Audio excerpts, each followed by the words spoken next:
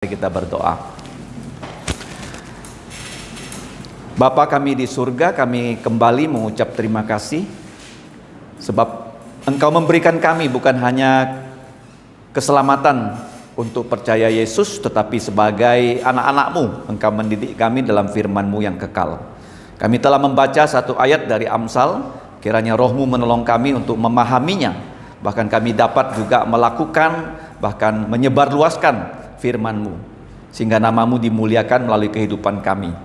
Ya Bapa, kami sadar kami orang berdosa, kami penuh dengan cacat celah dan juga kekurangan. Kami perlu agar belas kasihan-Mu menaungi kami, sehingga darah Yesus menghapus semua pelanggaran kami dan Roh-Mu menolong kami, sehingga kami dapat belajar firman-Mu pada malam hari ini. Demikian ya Bapa, kami berdoa dan berterima kasih hanya di dalam nama Tuhan Yesus.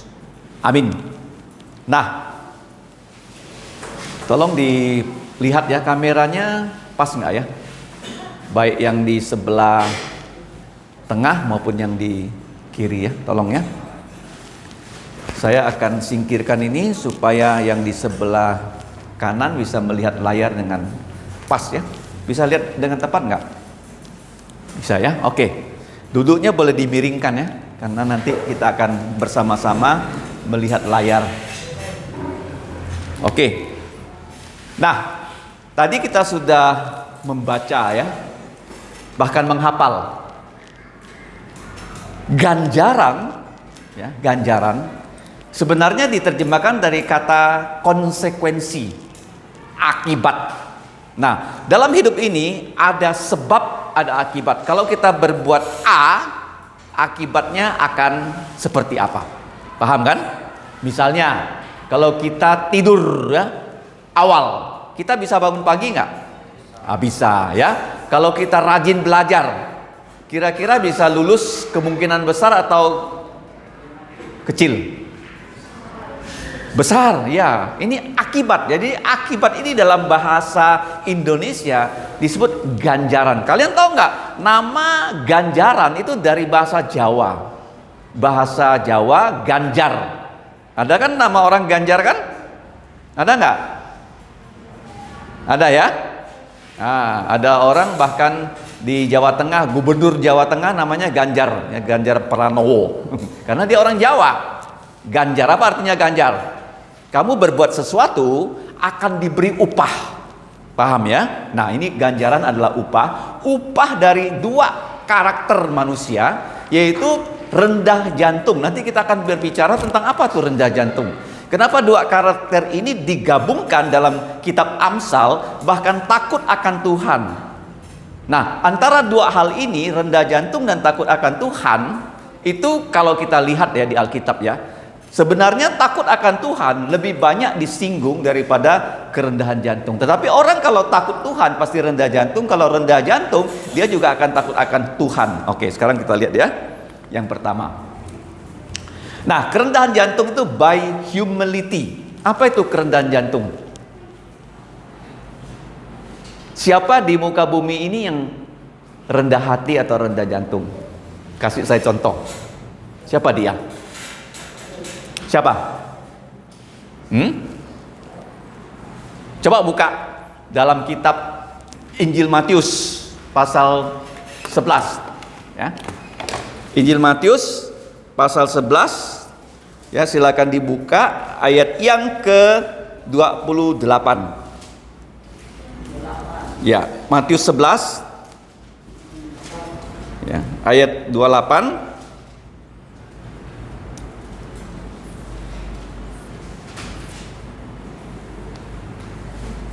Oke, dan 29.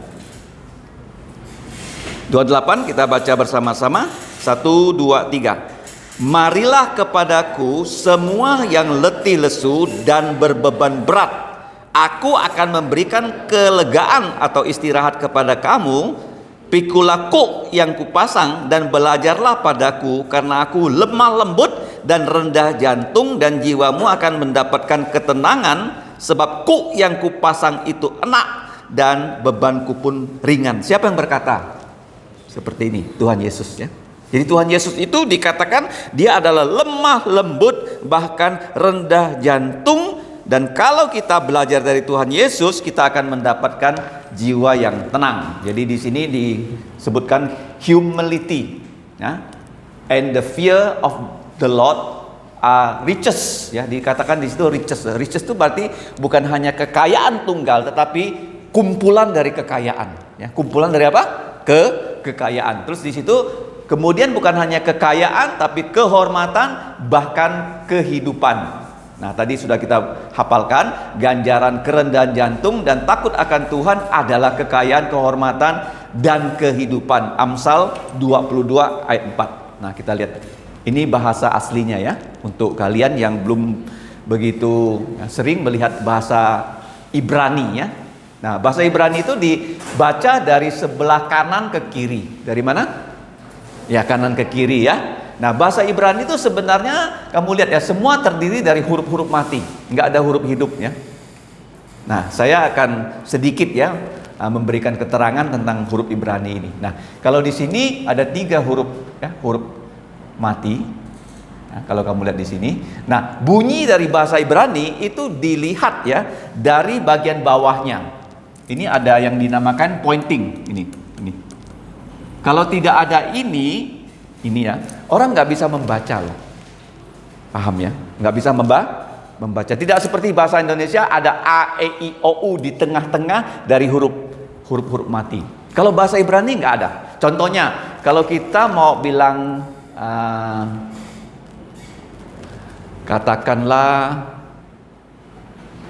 aman, ya, mereka hanya nulis ya 3 huruf saja, ya, 3 huruf. Kemudian kalau kita mau melihat ya kata yang di sini antara 3 huruf di sini, kalau kamu lihat yang pertama tuh hurufnya dibaca ya di bawah ini. Nah, coba kamu baca di sini, coba. Sudah saya buat Latinnya. Ekep anava yirat. Nah, ini tidak ada bunyinya, YHWH. Iya. Kalau YHWH tuh ini YHWH, nggak ada bunyinya. Orang bisa membacanya sebagai Yahweh atau Yehova. Tapi orang Ibrani nggak berani membaca dengan Yahweh Yehova, karena kalau nama bapak kita panggil dengan nama bapak kita sepertinya tidak sopan. Mereka akan mengganti, kalau bertemu dengan huruf YHWH ya atau tetragrammaton, mereka akan ganti dengan apa? Adonai. Adonai. Apa itu Adonai? Tuanku.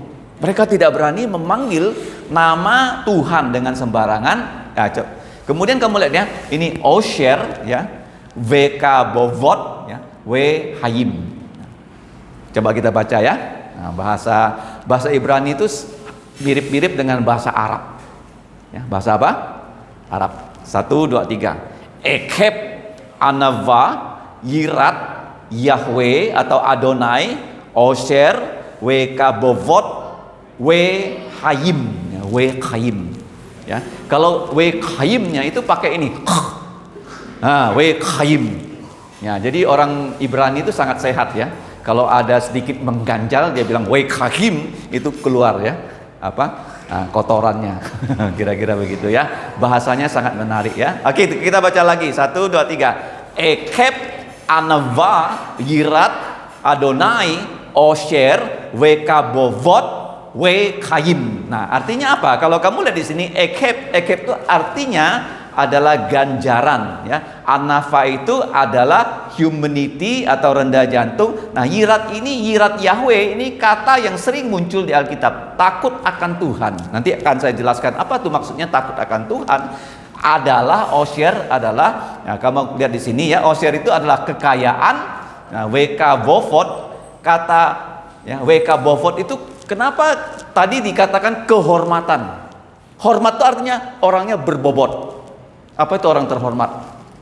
Berbobot, bukan karena dia gemuk loh, bukan. Karena dia berbobot. Ya.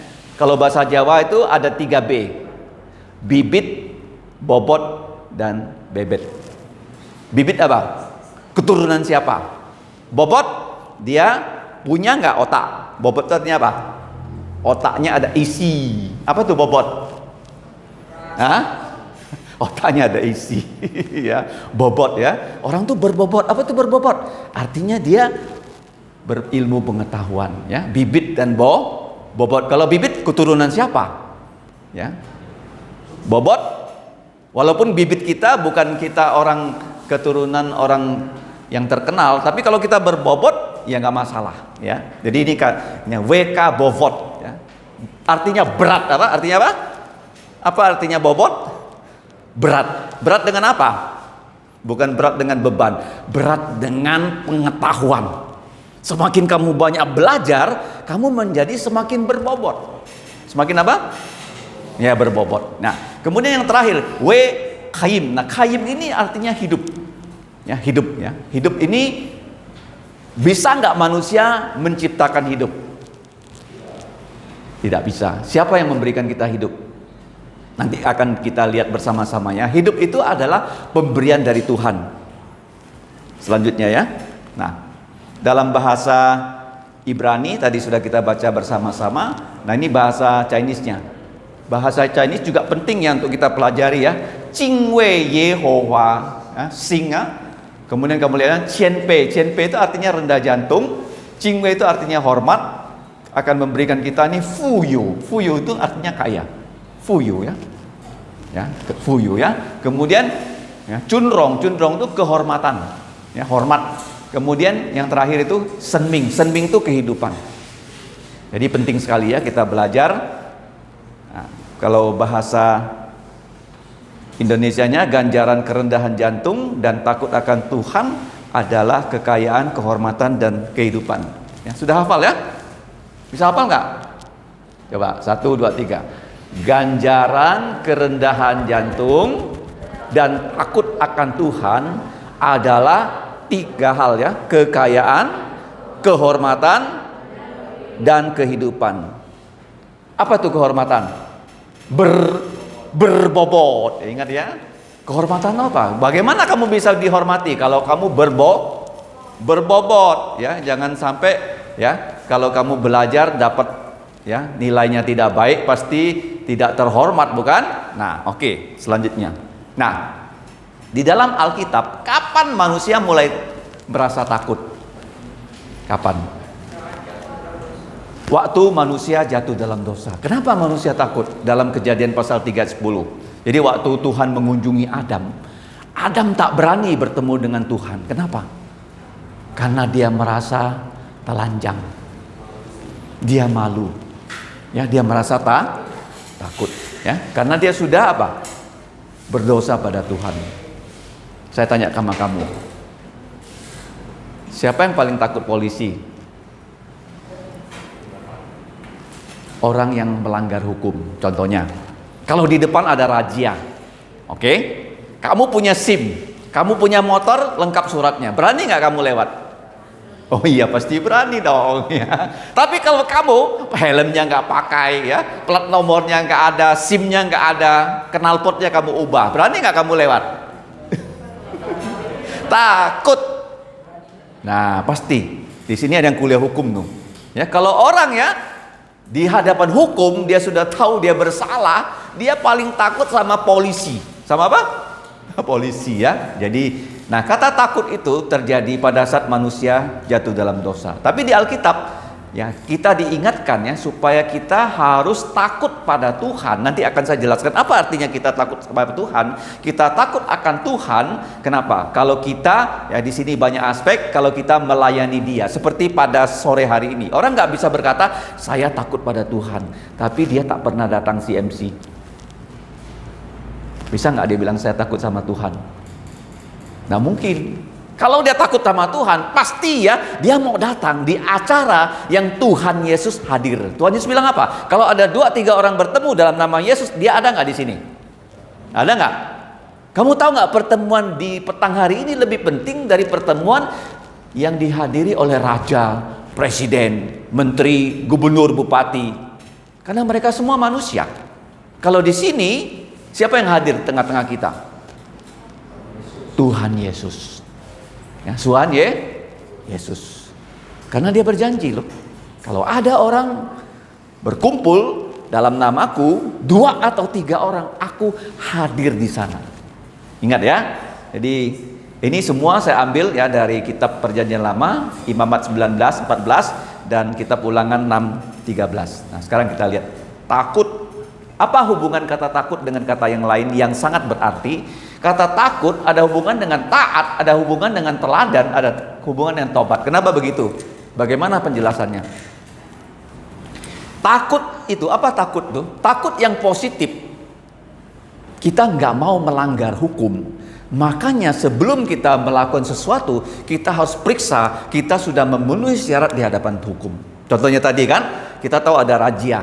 Kita sudah punya SIM, sepeda motor kita lengkap suratnya, sepeda motor kita tuh sesuai dengan standar, kita punya helm, dan kita mau berjalan sesuai dengan peraturan. Takut artinya kita tidak mau melanggar larangan Tuhan. Larangan, kamu tahu nggak di Alkitab, dari kitab Keluaran sampai Ulangan, coba sebutkan kitab apa saja? Keluaran, Imamat, Bilangan, Ulangan.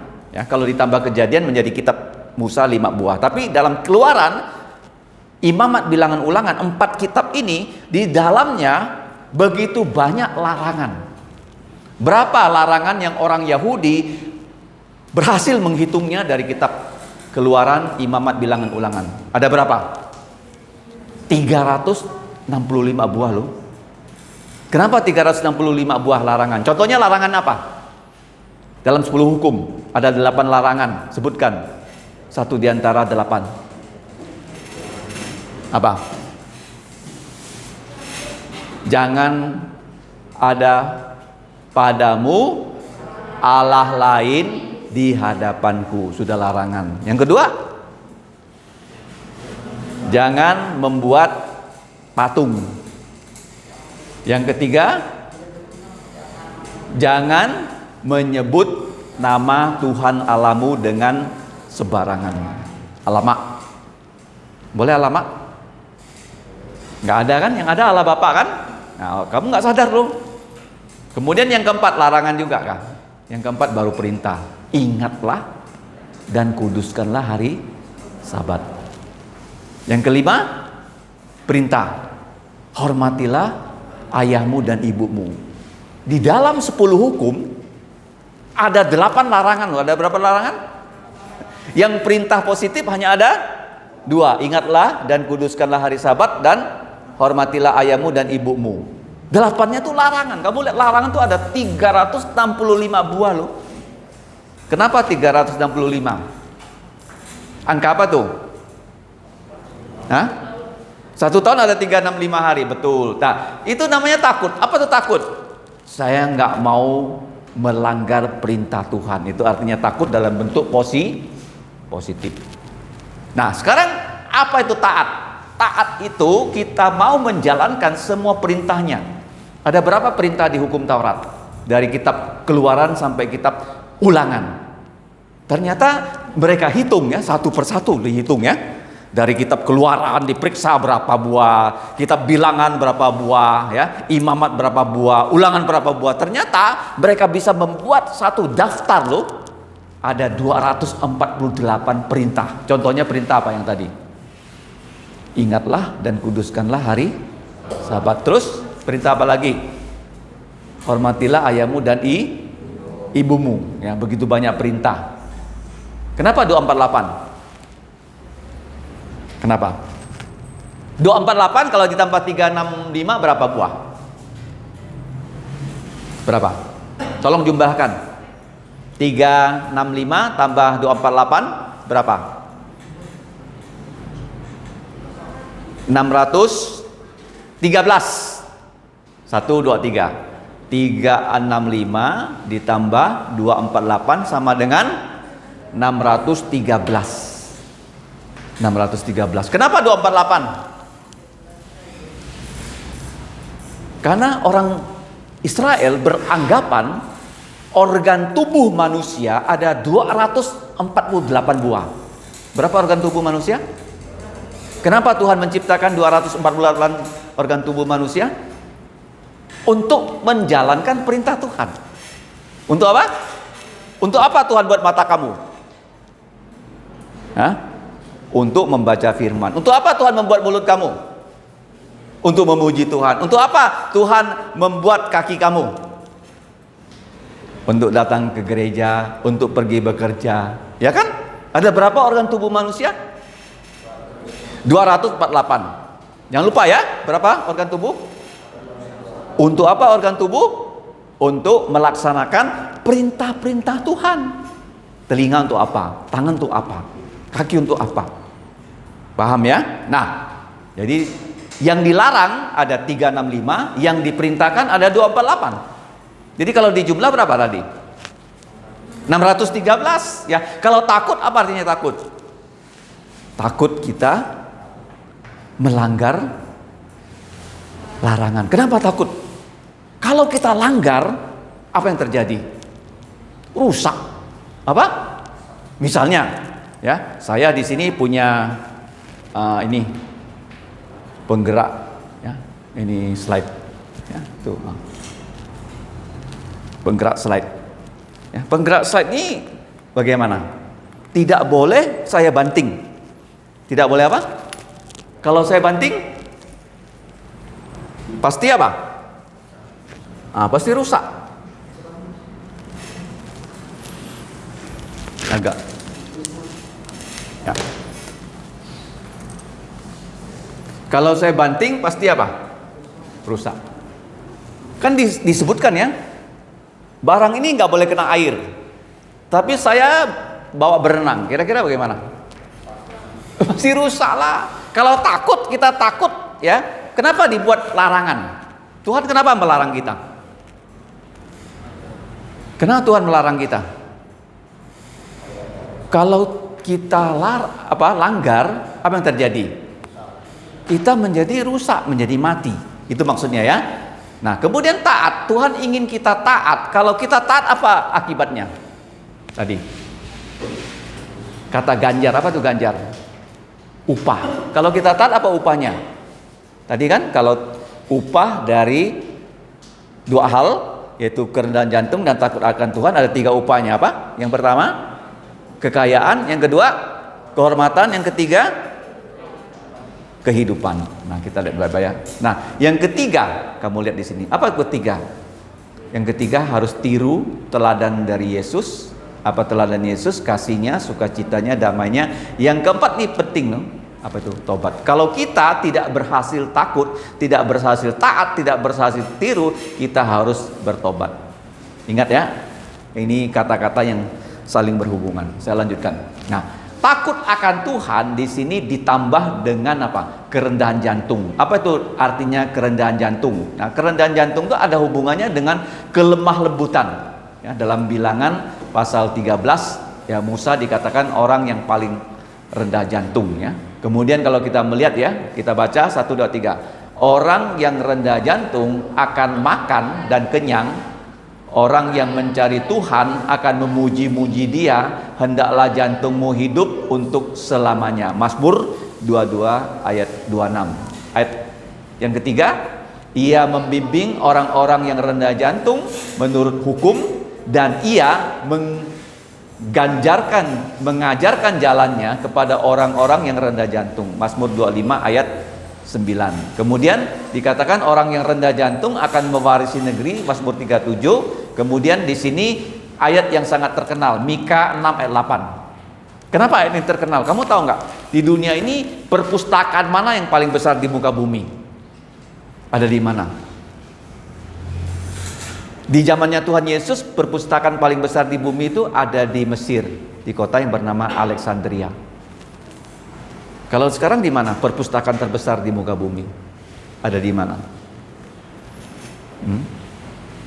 Ada di Washington, di ruang Senat Amerika, ya, perpustakaan Kongres. Ya, perpustakaan apa? Kongres. Di situ ada 120 juta buku, ya, termasuk mikrofilm dan yang lain-lain. 120 juta loh, banyak sekali loh. Kamu tahu nggak? Di situ ditulis di perpustakaan yang terbesar itu apa? Ini ayatnya, Mika 6 ayat 8. Walaupun di situ begitu banyak buku, tapi inti dari semua buku-buku di sana adalah ini. Mari kita baca. 1, 2, 3.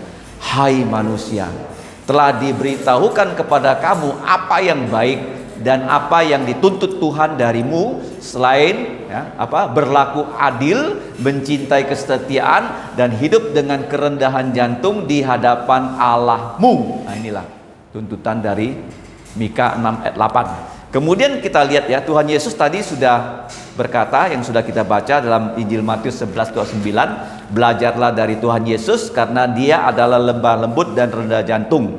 Nah, kalau kita lihat ya, kata rendah jantung, apa itu maksudnya di sini? Filipi 2 ayat 3. Kamu kalau bilang kamu orang yang rendah hati, rendah jantung, kamu bisa apa? Mengutamakan kepentingan orang lain. Mengutamakan apa? Ya, mengutamakan kepentingan orang lain. Artinya orang yang rendah jantung tidak egois. Dia inginnya yang lain-lain itu semuanya keperluannya sudah dipenuhi, baru dia sendiri. Contohnya kalau di rumah kamu punya makanan, ya makanan tuh kamu bagikan dulu kepada adik-adik kamu, baru kamu makan. Kalau orang egois bagaimana? Dia makan dulu kan, habiskan dulu, orang lain dia nggak peduli. Ya, itu tidak namanya rendah jantung. Nah, kamu lihat di sini kerendahan jantung. Ya, kalau kita lihat di Yakobus 4 ayat 6, ya, Allah itu mengasihi orang yang rendah jantung tapi menentang orang yang congkak. Ini dikutip dari kitab Amsal loh, tapi dikutip di dua tempat, 1 Petrus 5 ayat 5 dan Yakobus 4 ayat 6. Nah, berikutnya, takut akan Tuhan. Nah, kalau kita lihat kata takut, ya, pertama kali terjadi waktu manusia jatuh dalam dosa, tetapi ada juga unsur-unsur positif dari takut akan Tuhan. Abraham diperintahkan Tuhan supaya berhenti takut dalam Kejadian 15. Kemudian ada bidan-bidan yang takut akan Tuhan di Keluaran pasal 1, karena bidan-bidan ini diperintahkan raja. Apa raja perintahkan kepada para bidan? Bunuhlah bayi-bayi dari orang Israel yang lahir, kalau laki-laki cekik mereka mati. Berani nggak bidan-bidan ini melakukannya? Mereka tidak mau, karena mereka takut akan Tuhan. Karena mereka takut sama Tuhan, mereka tidak takut sama Raja Firaun. Akhirnya apa? Raja Firaun mengatakan, kenapa kalian gak berani mencekik bayi-bayi laki-laki orang Israel yang lahir? Bidan-bidan itu mengatakan, mereka orang Israel itu kuat-kuat lu, gak kayak orang Mesir lu. Kami belum sampai, bayi-bayinya udah lahir. Bidan-bidan itu takut akan Tuhan. Apa itu maksudnya takut akan Tuhan? Kalau orang perintahkan kita berdosa, walaupun dia itu adalah guru kita, bapak kita, pemerintah, kita nggak usah melakukannya. Kadang-kadang ada orang memberi perintah pada anaknya berbuat dosa. Pernah terjadi di Sungai Radalam. Ada toko mainan. Ternyata barang-barangnya sering hilang. Setelah diselidiki, siapa yang mencuri, tahu nggak? Bukan orang dewasa loh. Ternyata anak kecil. Jadi bapak ini sering membawa anaknya diajar mencuri. Ya, kalau orang tua mengajar kita yang tidak sesuai firman, apakah kita lakukan? Jangan ya, bidan-bidan ini contohnya. Karena mereka takut akan Tuhan, mereka tidak melakukannya. Yang keempat apa? Takut pada Tuhan sama dengan apa? Menjauhi kejahatan. Kemudian ganjaran takut akan Tuhan selain tadi ya, ada apa tadi ganjarannya? Kekayaan, kehormatan, dan kehidupan. Di sini ya, kita kalau takut akan Tuhan, kita akan diberi hikmat. Diberi apa? Hikmat. Takut akan Tuhan, ingat ya, juga termasuk takut kepada raja. Apa maksudnya takut kepada raja? Taat hukum. Kalau hukumnya itu sesuai dengan Alkitab, kita jalankan. Kalau hukumnya tidak sesuai dengan firman Tuhan, apakah kita jalankan? Nggak boleh ya. Oke. Kemudian yang berikutnya ya, bukan hanya takut pada Tuhan, termasuk takut kepada raja. Takut akan Tuhan itu mendengarkan suara hambanya. Yesaya 5:10. Kalau kamu takut pada Tuhan, pada saat firman ini disampaikan, kamu akan dengar dengan baik-baik loh. Ya, seperti di sekolah, kamu bilang kamu takut dengan guru, tapi guru kalau mengajar kamu nggak dengarkan. Apakah kamu bisa dikatakan orang yang takut kepada guru? Enggak. Ya, jadi kalau kita takut akan Tuhan, kita mendengarkan suara dari firman Tuhan. Yang kedelapan, apa itu? Takut akan Tuhan itu merupakan ajakan. Ayo kita takut akan Tuhan. Kenapa kita diajak takut akan Tuhan? Karena kalau kita sudah takut akan Tuhan, kita akan apa? Diberinya berkat. Diberinya apa? Berkat. Misalnya kamu mengajak orang takut pada Tuhan, orang yang takut pada Tuhan karena ajakan kamu, pasti Tuhan berkati. Tuhan bukan hanya memberkati kamu loh, tapi Dia akan memberkati juga orang yang kamu ajak untuk takut akan Tuhan. Yang kesembilan, tidak takut Tuhan dan tidak takut manusia. Siapa dia? Ada hakim di Lukas 18. Dia tidak takut sama Tuhan, tidak takut sama manusia. Ya, ada seorang hakim. Yang ke-10, kami tahu apa itu takut akan Tuhan. Ini kata-kata dari Rasul Paulus, 2 Korintus 5 ayat 11. Nah, kemudian kita lihat berikutnya. Dalam perjanjian baru, ya, seringkali ada kata-kata yang disandingkan. Seperti Tuhan Yesus berkata, akulah jalan, kebenaran, dan hidup. Nah, tadi ganjaran dari takut akan Tuhan dan kerendahan jantung apa? Ada 3. Kekayaan, terus kehormatan, dan hidup. Kalau kekayaan itu sekarang apa? Kekayaan yang dijanjikan Tuhan sama kita. Kamu kalau takut Tuhan, apakah kamu langsung jadi orang kaya? Kaya dalam hal apa? Kerohanian. Itu penting ya. Kalau kekayaan dunia ini sementara, ya, sementara. Tapi kalau kekayaan rohani itu kekal. Kehormatan, apa tuh kehormatan? Tadi saya bilang apa? Berbobot ya. Bukan berbobot dalam ilmu pengetahuan loh, tapi berbobot dalam apa? Firman Tuhan. Dalam apa? Misalnya tadi saya mengajar kalian bahasa Ibrani, kalian mau belajar bahasa Yunani. Semakin hari semakin tahu firman Tuhan. Artinya di hadapan Tuhan kamu jadi orang yang berbobot apa? Tapi kalau kamu ditanya berapa ya jumlah kitab dalam Alkitab, nggak tahu. Perjanjian lama berapa kitab? Nggak tahu. Perjanjian baru berapa kitab? Nggak tahu.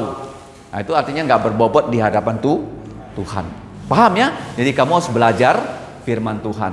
Ya. Kemudian kamu lihat ya, ganjaran berikutnya adalah hidup yang kekal. Apa itu hidup yang kekal? Tadi ada pilihan lagu. Hari yang penuh mulia. Apa artinya hari penuh mulia? Kita akan punya tubuh mulia seperti Yesus. Seperti siapa? Yesus. Ya. Kemudian ya, kamu lihat perintah dalam Efesus pasal 4 ayat 2, hendaklah kamu semua selalu rendah jantung, lemah lembut dan sabar, tunjukkanlah kasihmu dalam hal saling membantu. Oke. Terakhir, sifat-sifat yang tadi bukan hanya rendah jantung, takut akan Tuhan, nanti akan saya kirim, kamu lihat di sini. Begitu banyak sifat-sifat baik yang Alkitab ajarkan. Ya. Begitu banyak. Ya, kamu lihat apa tuh affectionate? Berbelas kasihan pada orang. Apa tuh appreciate? Appreciate itu begini, kalau orang berbuat sesuatu yang berguna pada kita, kita merasa bersyukur loh. Kita merasa apa? Bersyukur. Itu artinya appreciate ya. Orang berbuat baik pada kita. Yang ketiga, attentive. Apa tuh attentive? Penuh perhatian. Penuh apa? Kamu lihat kalau orang main bola kan, dia kalau serius mainnya bolanya, dia pasti jago main loh. Tapi kalau dia masuk lapangan, dia ogah-ogahan, bolanya datang dia pun tidak lihat gitu. Kira-kira bagaimana? Ditarik keluar oleh pelatihnya loh. Ditarik apa? Sontoloyo pelayan ini. Tapi kalau dia serius, ya, dalam kelas dengarkan dari awal sampai akhir, namanya attentive apa? Apa tuh available? Nanti saya kirim ya. Available itu artinya orang itu hadir, tidak absen. Misalnya ya, kalau saya punya uang, ya, uang saya di bank, nggak di sini, bisa nggak saya pakai uangnya? Nggak bisa. Uang saya di mana? Di ATM. Waktu saya lapar, kamu lapar, ada lewat tukang sate, kita sama-sama lapar. Saya punya uang di mana? Di bank loh. Sini nggak ada, bisa beli nggak? Ya nggak bisa. Apa itu available? Hadir apa? Makanya dikatakan tetangga yang dekat lebih berharga daripada saudara yang jauh. Saudara yang jauh bisa bantu kamu nggak? Pas kalau rumah kamu kebakaran. Ya namanya apa tuh blessed? Diberkati. Cheerful apa cheerful? Cheerful tuh sukacita. Kalau aku lihat kamu mukanya senyum, jangan sampai kamu lihat muka saya kayak Kentucky Fried Chicken gini. Ya, cheerful apa nih? Committed apa committed? Berkomitmen apa? Iya, apa lagi nih? Compassionate, berbelas kasihan. Concern apa concern? Peduli. Ah, ini semua ya, semua karakter-karakter Alkitab harus kamu miliki loh. Kalau kamu bisa punya ya karakter-karakter ini, kamu jadi orang apa? Berbobot apa? Kaya apa? Hidup dalam memuliakan Tuhan. Karena ini begitu banyak, saya nggak bisa jelaskan satu persatu. Saya tanya aja ya. Siapa di sini? Oke, Carita. Apa artinya just? Ini just. Ya kan? Adil, ha? Adil. Oke. Dion. Diligent. Ini cek kamu berbobot nggak berbobot nih ya, sikap-sikap ini. Diligent apa? Rajin, ha? Rajin. Jangan hanya minggu ini datang CMC, minggu depan mana Dion? Oh, nggak datang. Mana dia? Nggak tahu. Oke, apa tuh prudent? Kamu tahu nggak? Saya kirim ini ya, karakter-karakter ini ke Ahok ya. Dia terapkan di Pertamina loh. Dia bilang Pertamina karakternya hanya akhlak. Apa? Apa karakternya? Akhlak apa? Akhlak itu 3 aja. Dibanding ini banyak mana? Hah? Banyak mana? Banyak mana?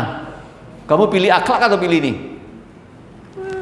Ya inilah. Tapi kalau ditanya nggak tahu gimana? Malulah saya. Oke ya, saya cek lagi. Prudent apa prudent? Ada prudensial kan? Asuransi apa prudent? Kui? Waspada apa? Waspada. Kalau ini temperate. Apa temperate? Nggak gampang marah apa? Nggak gampang tersinggung. Apa ini mik? Mik itu tadi lemah lembut, ya. Nanti ya dicari artinya ya. Saya kirim ya. Oke? Tahu kan WA saya? Kirim saya WA kalau kalian belum terima WA dari saya ya, supaya saya kirim nih ya. Oke, karena ini karakter yang bagaimana? Membuat kamu menjadi orang yang mau nggak jadi orang berbobot? Mau ya, kaya di hadapan Tuhan sehingga hidup memuliakan Tuhan. Mari kita berdiri, kita berdoa. Ya.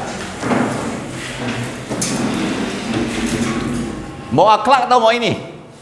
Mau inilah ya. Oke, kita doa ya. Bapa kami di surga, kami bersyukur untuk kesempatan ini kami dapat belajar firman-Mu. Kami akan pulang, kiranya Engkau menolong kami menjadi orang yang sungguh-sungguh rendah jantung dan takut kepada Engkau, sehingga Engkau mengganjar kami dengan kekayaan kerohanian, dengan bobot-bobot rohani, karakter-karakter seperti Kristus. Bahkan kami dapat hidup untuk memuliakan Engkau. Demikianlah doa kami Bapa, kiranya Engkau menolong semua anak-anak yang sedang dalam penilaian akhir semester, kiranya mereka dapat melakukannya dengan baik dan memuliakan nama-Mu. Ampunilah dosa kami Bapa. Kami mau berdoa, doa Bapa kami yang diajarkan Tuhan Yesus dengan mengucap, Bapa kami yang di surga, dikuduskanlah nama-Mu, datanglah kerajaan-Mu, dilaksanakan kehendak-Mu di bumi seperti di sorga. Berikanlah kami pada hari ini makanan harian kami, dan ampunilah kami akan kesalahan kami, seperti kami juga mengampuni orang yang bersalah pada kami. Dan janganlah membawa kami ke dalam pencobaan, tetapi lepaskan kami dari yang jahat, karena Engkaulah yang punya kerajaan dan kuasa dan kemuliaan sampai selama-lamanya. Amin. Selamat malam. See you again. Terima kasih.